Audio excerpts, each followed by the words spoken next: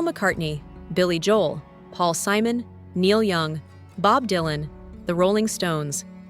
We've arrived at a moment in their lives where it's truly now or never, a final chance to see these icons get back one last time.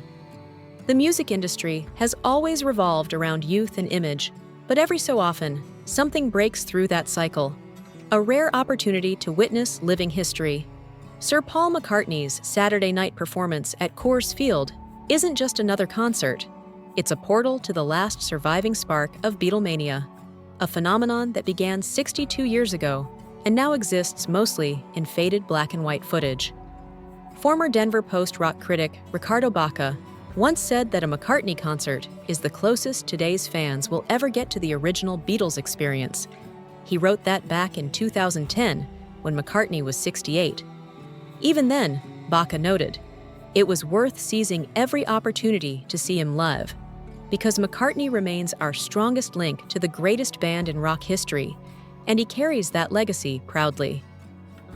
Now, 15 years later, at 83, the world's most beloved elder rock ambassador and the most recognizable bass player on Earth is returning to Denver, likely for the last time.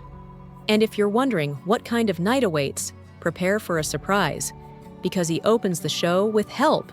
Yes, that Help. The one John Lennon originally sang as a plea for emotional rescue.